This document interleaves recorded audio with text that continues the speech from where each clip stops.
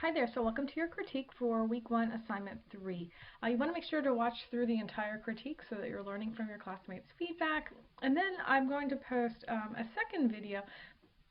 Now that we have everyone sort of on the same page and we know that everyone's kind of comfortable with the software and has a strong understanding of how to use a monochromatic palette to establish key, I'm comfortable with giving sort of this secondary video that kind of pushes your use of different tools in Illustrator to create an even more complex key scenario, still maintaining a monochromatic palette. So make sure to check that out. That's a way to exceed expectations. If you take a look at the grading rubric for this assignment that's in the project description, you'll notice that there's an exceeds expectation and meets expectations column. And if you've done what you're supposed to do, then you're in that meets expectations area. And I'm going to give you some tools to help push your composition and push your grade by exceeding the expectations. So make sure to check out that second video. But I just want to walk through and see if there are any things that we need to point out with these assignments.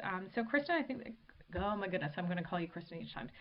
Kirsten, really great understanding of high and low key. For the low key composition, I would actually replace the white square with a black square or a very dark tone or shade so that there's not so much white that's visible in that composition. I think the small little white sections over here are really nice, and conversely in the high key I would actually make those small little sections on the left, I would make those very dark so that you do have some elements that are very dark in the high key and very light in the low key, but they need to be very small. Let's see, Alicia, this looks really nice.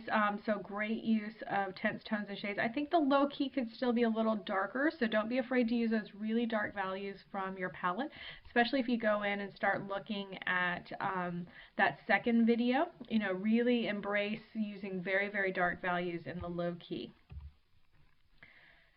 Dolly, this looks dead on. This is exactly what we're looking for as far as comparing and contrasting high and low key compositions. I think this is really lovely. You know, so I think that going into that second video, you have such a strong understanding that should be like no problem kind of using some of those new techniques and applying this color palette to those new techniques. So really great work there.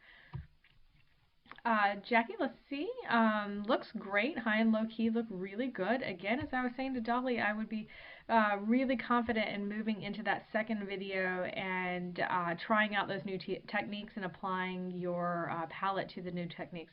Looks like maybe you made your own templates, which is fine. You want to make sure that there's a space between high and low key, so it's 2 words. But other than that, looks really great.